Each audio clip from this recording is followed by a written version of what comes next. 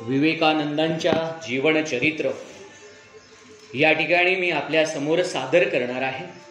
विविध भागांमध्ये आणि विविध विषयांना घेऊन या ठिकाणी आपल्यासोबत संवाद साधत आहे मी प्राध्यापक गणेश पाटील. आज स्वामीजींच्या जीवनचरित्रातला पहिला भाग तेज अवतरले याविषयी सांगणार आहे, बोलणार आहे, वाचणार आहे. मकर संक्रमणास, संक्रांतीच्या सणास भारतीय जीवनात अनन्य साधारण महत्त्व आहे. एका खगोलीय यात्रेचा हा दिवस आहे. सूर्याचा मकर राशीत ह्या दिवशी प्रवेश होतो. तेजोनिधी सूर्यनारायणाचं उत्तरायण सुरू होतं. शीतकालाची पूर्णता होऊन ऊर्जेने भरलेल्या ह्या पर्वाचा प्रारंभ होणारा हा दिवस म्हणजे मकर संक्रांतीचा. तिळातिळाने दिवस मोठा होत जातो. कर्म प्रधानतेचा काळ वाढविणारा हा मंगल दिन. या शुभदिनाचा मुहूर्त साधून आकाशात प्रतिदिन उदित होणाऱ्या भास्करापूर्वी आणखी एका दिव्यतेचं अवतरण धोर जे आहे ते धरेवर झालं. अज्ञान आणि दुर्बलतेच्या दाट काळोखाला दूर सारण्यासाठीच हे तेज अवतरत होतं. नभीचा सूर्य रोज उगवतो खरा, पण तसाच तो मावळतोही. एका अपूर्व संक्रमणासाठी एवढा प्रकाश, एवढी ऊर्जा पुरेशी नव्हती. हजारो वर्षांचा अंधार घालविण्यासाठी अविरत तडपट राहणाऱ्या एका तेजोगोलाची आवश्यकता होती. संक्रांतीला नवे परिमाण देणारा हा सूर्य अवतरला. हो, या नरसूर्यानं कूळ निवडलं, तेही दत्त आडनावाचं. दत्त, तत्परतेने देणारा, देण्यातच आनंद घेणारा तो हा दत्त. कारण या सूर्याला साऱ्या विश्वाला शतकामागे शतके पुरेल एवढं तेज द्यायचं होतं. मानवी जीवनाच्या अंगोपांगी प्राणतत्वाचं संक्रमण घडवायचं होतं. पिता निवडला तोही विश्वनाथ, कारण पोरक्या असहाय्य झालेल्या भारतीयांना नाथ बनून त्याला आधार द्यायचा होता. हे दुबळे राष्ट्र नाही तर विश्वनाथ होण्याची संपूर्ण क्षमता याच माझ्या भारतवर्षाची आहे, हे साऱ्या विश्वाला पटवून द्यायचं होतं. आई निवडली तीही भुवनेश्वरी, कारण विषयाच्या दलदलीत लडबडलेले त्रिभुवन त्याला ईश्वरी गुणांनी भरून टाकायचं होतं. पितामह निवडलेही तेही दुर्गाचरण, दुर्गेचे चरणच त्यांनी कायमचं हृदय जपलं. म्हणूनच संसारापेक्षा संन्यस्त वृत्तीचं ते होतं. केवढे अपूर्व अवतरण! वारही सोमवार, सप्ताहांचा आरंभ, परिवर्तनाचा प्रारंभ, पौषवध्य सप्तमी, शके 1784 म्हणजेच 12 जानेवारी 1863. या शुभदिनी वीरेश्वरांचा जन्म झाला. हेच नरेंद्र आणि पुढे जगभर प्रसिद्ध झालेले प्रज्ञा सूर्य स्वामी विवेकानंद. जेवढं अपूर्व अवतरण तेवढंच अपूर्व जीवन आणि तसंच अपूर्व दर्शनही. स्वामीजी मानवी क्षमतांचा परमोच्च आविष्कार होते. अनुकूलता लाभो की प्रतिकूलता, स्वामीजींचं व्यक्तिमत्व सदैव तळपत राहिलं. माणूस किती वर्ष जगला यापेक्षा तो कसं जगला हेच महत्वाचं असतं, नाही का? ही लोकोक्ती स्वामीजींचं जीवन पाहिलं की तंतोतंत पटते. सारं आयुष्य त्यांना लाभलं ते केवळ 39 वर्षांचं. त्यातील केवळ 9 वर्षच ते सार्वजनिक जीवनात वावरले. त्यातील 5 वर्ष त्यांनी परदेशात व्यतीत केली. केवळ 4 वर्षात त्यांनी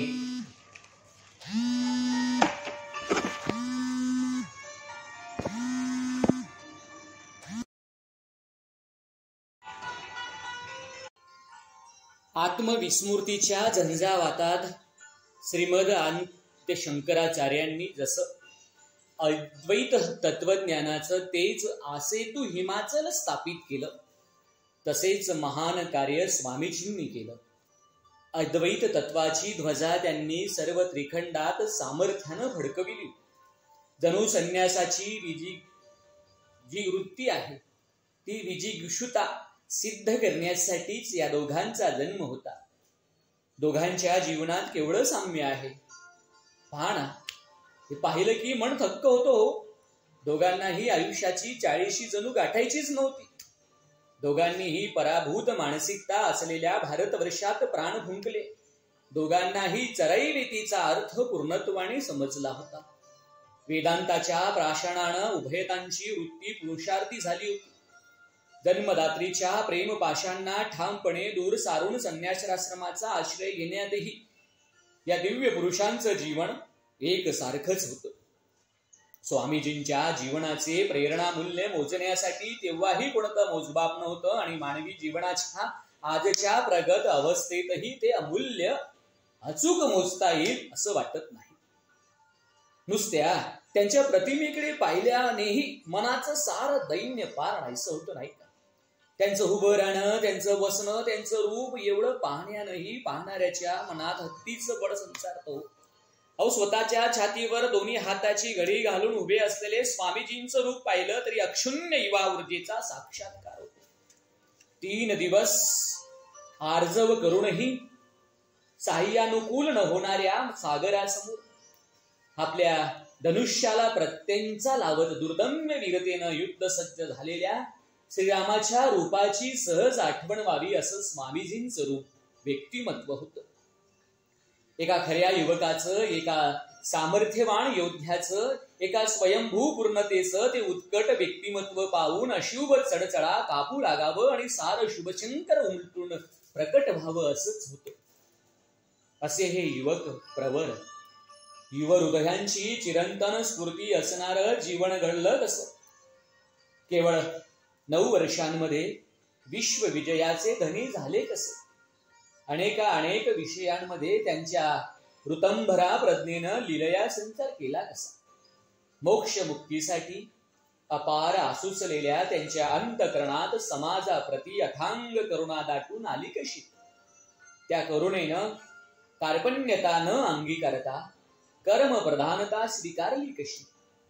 वैराग्याच्याही वाटेवरील वीरतेचं वैभव त्यांनी आविष्कृत केलं कसं. ज्ञान पंढरीचे वारकरी असूनही भक्तीचे अवीट माधुर्य त्यांच्या जीवनातून अवतरत कसं वर्षत केलं. अशा प्रश्नांचं एकाच शब्दात उत्तर द्यायचं तर तो शब्द कोणता असू शकतो. तो शब्द आहे युवक. हो, स्वामीजी आजीवन युवक होते. युवावृत्ती प्रवृत्तीचा ते यथार्थ आविष्कार होते. आपण तरुण आहोत असे म्हणणाऱ्या प्रत्येकानं स्वामीजींच्या जीवनाशी स्वतःला खुशाल ताडून बघा. 16 ते 70 पर्यंत माणूस तरुणच असतो अशी हमी भारतीय तत्वज्ञान देतो. या तत्वदर्शनाला अपेक्षित तारुण्य स्वामीजींच्या जीवनात प्रत्येक क्षणी अनुभवायला मिळतं. स्वामीजी उभे राहतात, त्यातून तारुण्य ओसंडतं. ते काही बोलू लागतात तर त्यातून यौवनच मुखरित होतं. त्यांची कृती ही तारुण्याला साजेशीच घडते. म्हणूनच स्वामी विवेकानंद हा सप्ताक्षरी मंत्र आजही युवा चेतना जागृत करतो. हो होय, स्वामीजी युवा चेतना आहे. चिरविजयाची कामना जागृत करणारे स्वामीजींचं समग्र जीवन आणि चिंतन युवा ऊर्जेचा महास्रोत आहे. युवा वृत्तीला मळलेला धोपट मार्ग कधी मानवतच नाही.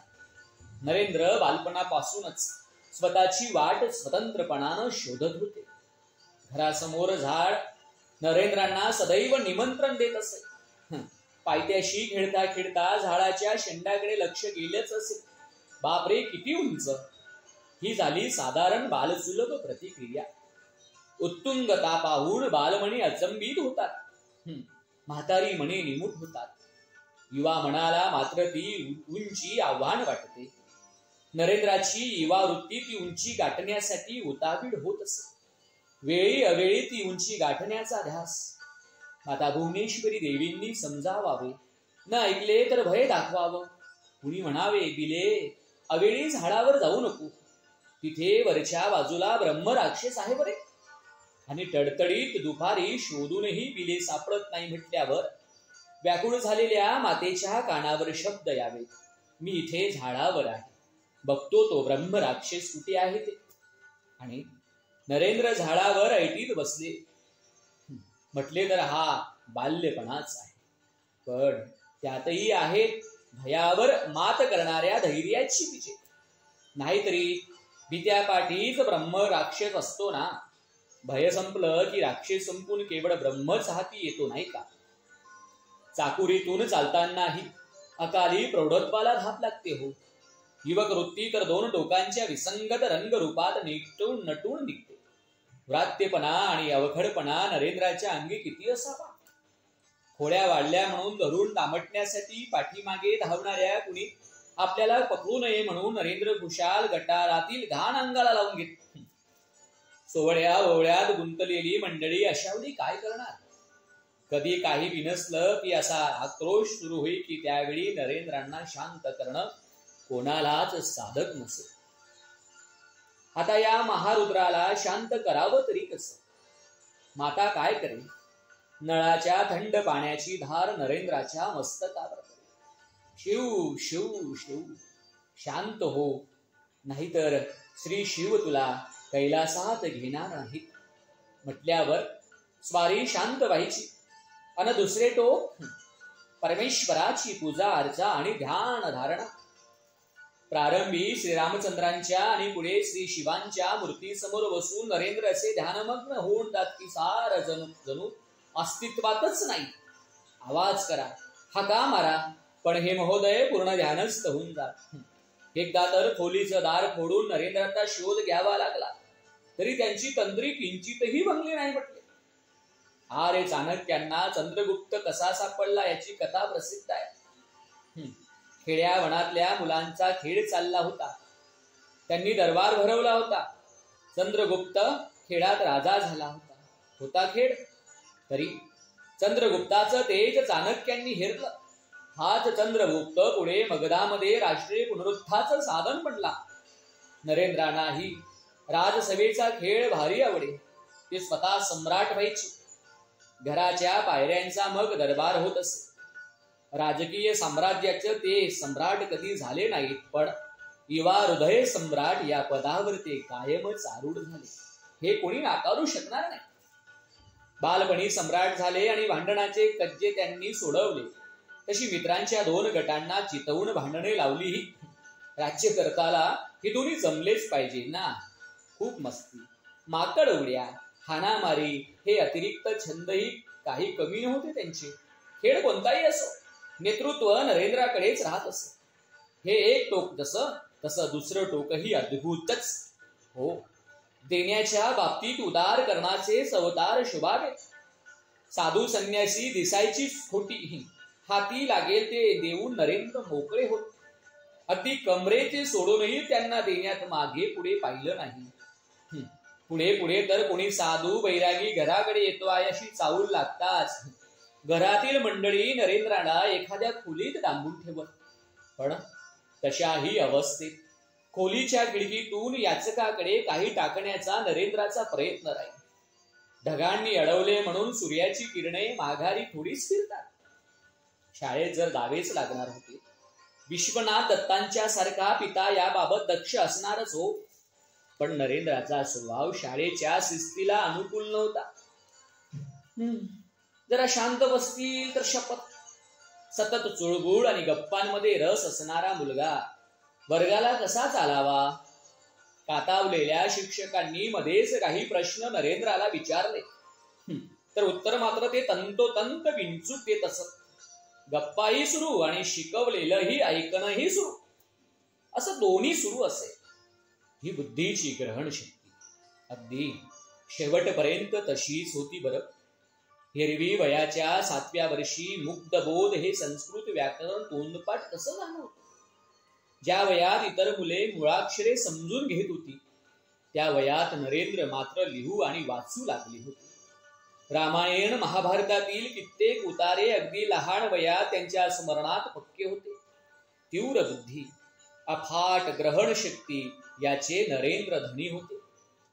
नरेंद्रनाथ विश्वनाथ दत्त या नावाचा नवता आणि समृद्ध अशी परंपरा यांचा सुंदर संगम आपल्याला दिसून येतो. दत्त घराणं हे कोलकात्यातील अतिशय ख्यातकीर्त घराणं होतं.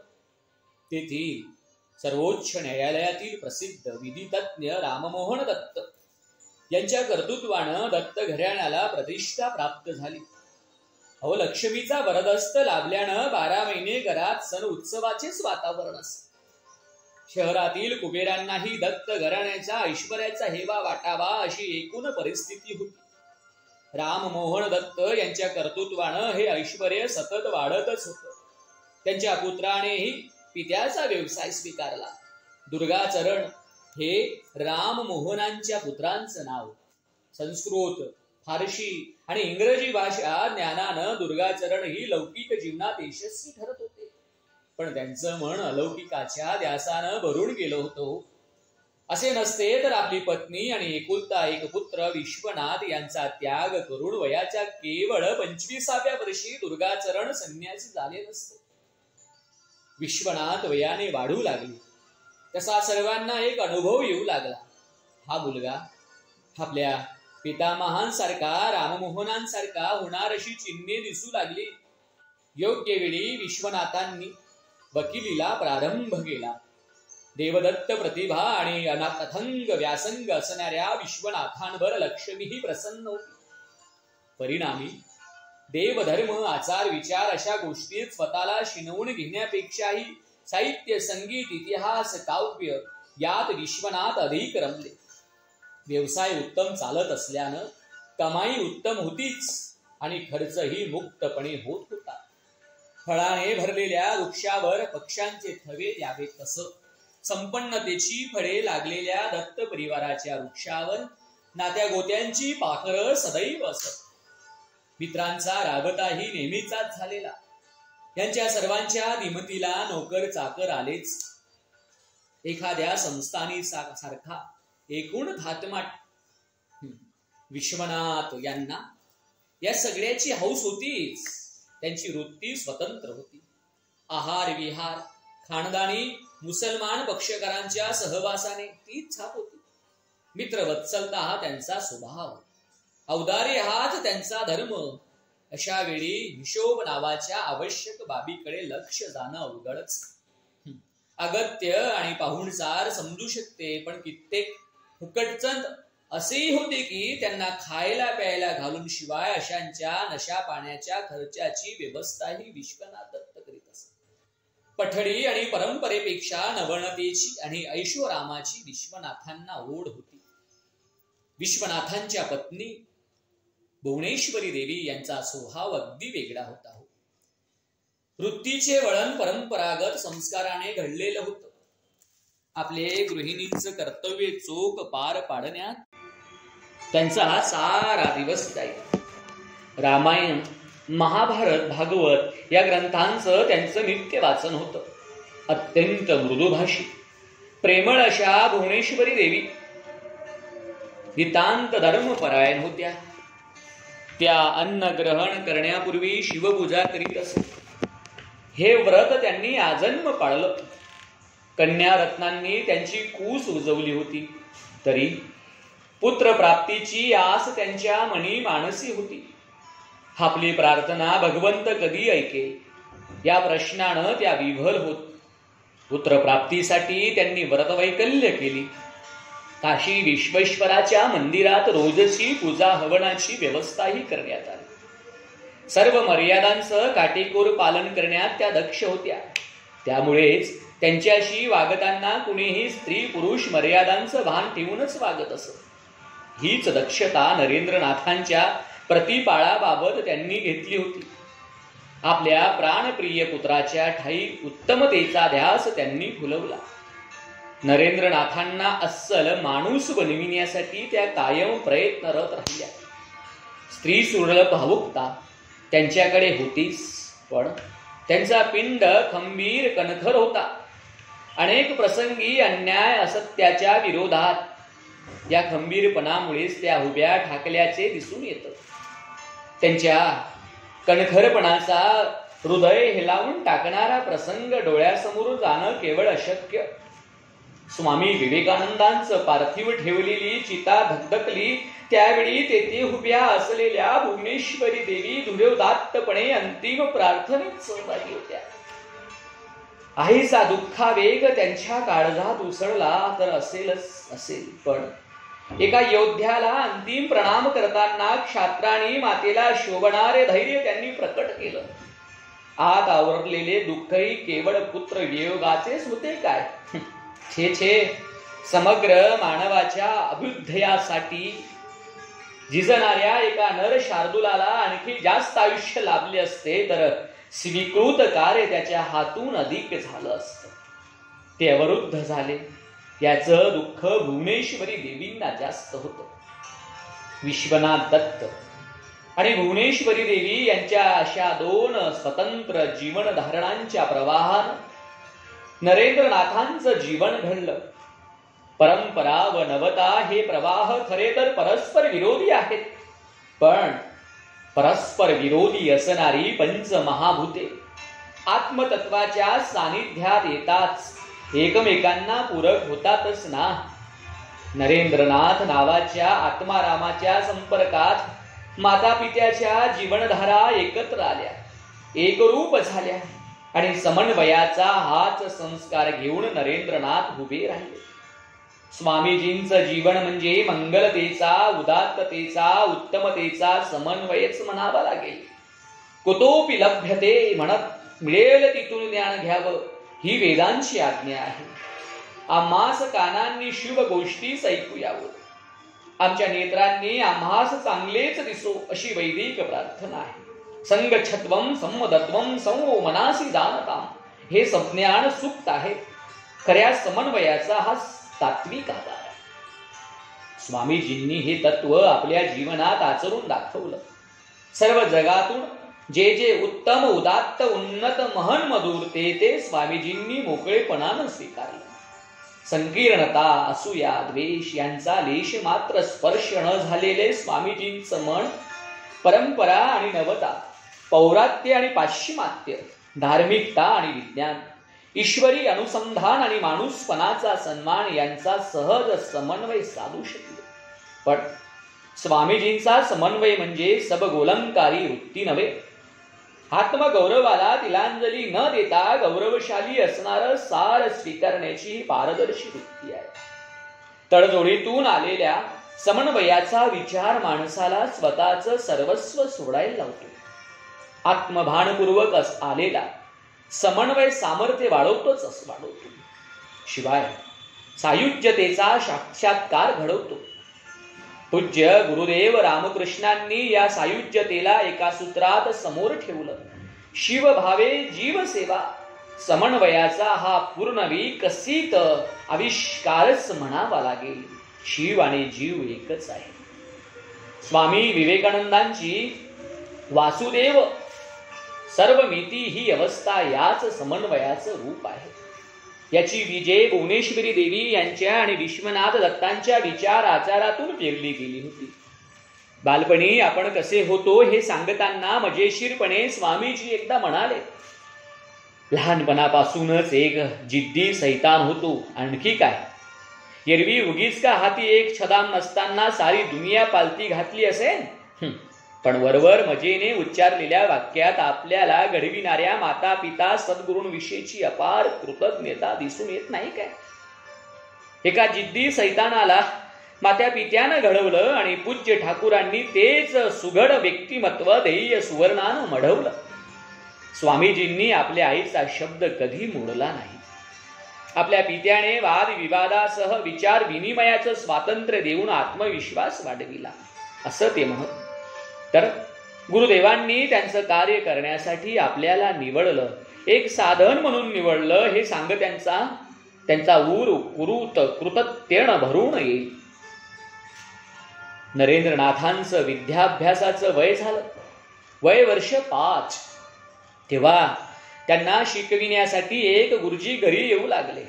छडी लागे छमछम विद्या येई घमघम ही त्यावेळची मेथड होती. मारून मुटकून काही करण्याचा नरेंद्रनाथांचा स्वभाव नव्हता आणि आनंददायी शिक्षण ही कल्पना गुरुजींच्या स्वप्नातही नव्हती. त्यामुळे प्रारंभी शिकण्या शिकविण्याचा सारा प्रकार गुरु शिष्यांसाठी अत्यंत क्लेशदायक ठरला. गुरुजींनी डोळे वटारले किंवा हात उगारले की नरेंद्रनाथ अधिक बंडखोर होत. शेवटी गुरुजींना प्रेमातूनच परिवर्तन हे सूत्र अंगीकारावं लागलं. कसे बसे हे प्राथमिक शिक्षण एकदाच पार पडलं. पुढच्या शिक्षणासाठी मेट्रोपॉलिटन इन्स्टिट्यूशनमध्ये ते भरती झाले खरे, पण आकाशात स्वैर विहरणाऱ्या गरुडास पिंजरा कसा पचणार? मग कधी स्वतःचेच कपडे फाड तर कधी पुस्तकांचीच फाडाफाडी कर, असे प्रकार नरेंद्रांनी सुरू केले. पण हळूहळू अभ्यासाचं चित्र नेमिक्रेन फिरू लागले. वाढत्या वयानं जिज्ञासा वाढली आणि वृत्तीचं गांभीर्यही वाढू लागलं. पित्याच्या देखरेखीखाली त्यांच्याच प्रोत्साहनानं नरेंद्रनाथांची ज्ञानलालसा वाढू लागली. वयाच्या 14व्या वर्षापर्यंत त्यांनी सर्वच प्रसिद्ध लेखकांचे ग्रंथ वाचून काढले होते. पुढे महाविद्यालयात अगदी प्रारंभीच्या काळातच त्यांचा व्ह्यूम, हर्बर्ट स्पेन्सर, मिल वगैरे चिंतकांशी परिचय झाला. नंतर डार्विनचा क्रम विकासवाद पुरता समजावून घेतला. डेकार्टचा अहमवादही अभ्यासून झाला होता. ह्यूम व बेनची नास्तिकता त्यांनी पिंजून काढली होती. शेलेचे काव्य असो, हेगेलचे तत्वज्ञान असो की फ्रेंच राज्यक्रांतीचा इतिहास असो, तो त्यांचा वाचून झाला होता. संगीतापासून पाककलेपर्यंतच्या विषयात त्यांनी उत्तम प्रावीण्य मिळवलं होतं. यासोबतच शरीर माध्यम खलु धर्म साधनम या तत्वावर दृढ विश्वास असल्याने दंड, जोर, बैठका, कुस्ती अशा व्यायामानं त्यांनी शरीरही उत्तम गमविलं होतं. 16व्या वर्षी त्यांच्या पिळदार शरीरयष्टीमुळे ते चक्क 20 वर्षांचे वाटत. ही सगळी जमेची बाजू असताना नरेंद्रांच्या मनात अस्वस्थतेने घर केलं होतं. त्या पुस्तकी ज्ञानातून परमसत्याचा शोध लागणार नाही याची नरेंद्रांना खात्री पटली होती. केवळ शब्द, विद्वत्तापूर्ण चर्चा, वादविवाद याने ईश्वर भेटणे शक्य नाही हे ध्यानात आल्याचं त्यांच्या चित्ताची घालमेल सुरू झाली. अनेक अधिकारी पुरुषांना तडवडून ते विचारत, सांगा, मला सांगा की तुम्ही ईश्वराला पाहिलं आहे का? कोणीच ठामपणे कसले उत्तर देत नव्हतं. तशी नरेंद्रनाथांची तगमग वाढत गेली आणि गुरुदेव रामकृष्ण परमहंसांचे त्यांना दर्शन झालं. पुन्हा तोच प्रश्न, कदाचित तसल्याच एखाद्या गुळमुळीत उत्तराची अपेक्षा, पण झालं अगदी वेगळंच. होय होय होय होय, मी आता तुला जसा पाहतो आहे तसा स्पष्टपणे मी ईश्वर पाहिला आहे. ठाकूरांच्या या उत्तरानं नरेंद्रांच्या अंतरीचे सारे वादळ शांत झाले. नरेंद्रांना पूर्ण शरणगतीचं ऐश्वर्य प्राप्त झालं. एका नव्या तेजानं ते उजळून निघाले. ठाकूरांचं पहिलं दर्शन झालं तेव्हा स्वामी विवेकानंद 18 वर्षांचे होते. 21व्या वर्षी ते BA झाले. स्वामीजी 23 वर्षांचे असताना ठाकूर समाधीस्थ झाले. म्हणजे 1896 ते 1890 या 4 वर्षात संन्यासी नरेंद्रांनी जवळपासच्या परिसराचा प्रवास केला. त्यानंतर 1891 व 92 साली त्यांनी भारत परिक्रमा केली. या परिक्रमेच्या अखेरीस ते कन्याकुमारी जवळील शिलाखंडावर ध्यानस्थ झाले होते. वयाच्या 30व्या वर्षी स्वामीजी अमेरिकेस गेले. पुढे 1896 पर्यंत त्यांनी अमेरिका, इंग्लंड आदी पाश्चात्य देशांमध्ये झंझावाती दौरे करून वेदांत तत्वज्ञानाची ध्वजा सर्वत्र रोवली. हिंदू धर्म, हिंदू संस्कृती, हिंदुस्थान याविषयीचे अपसमज प्रमाण व निर्धारपूर्वक त्यांनी ते पुसून टाकलं.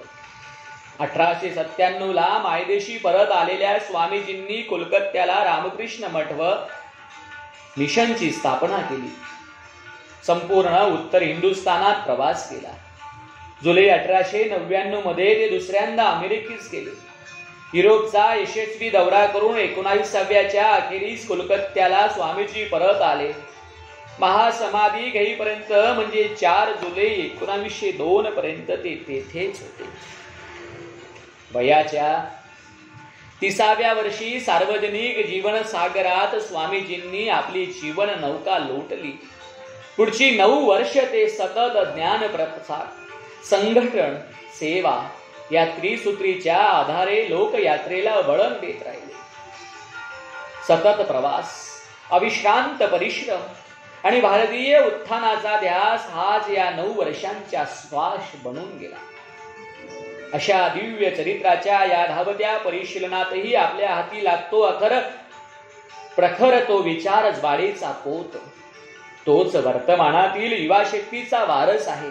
चला हा पोत हाती घेऊन राष्ट्रमातेच्या दरबारातील सामर्थ्यवान गोंधळी आपण होऊया. एक अभिनव अलख जागवूया. स्वामीजी म्हणाले होते ना, या खेपेस केंद्र आहे भारतवर्ष. मृताची पूजा टाकून देऊन आम्ही तुम्हाला जिवंतांच्या पूजेसाठी बोलावत आहोत. उठा, या महान युगचक्राच्या परिवर्तनास हातभार आपण लावूया. धन्यवाद.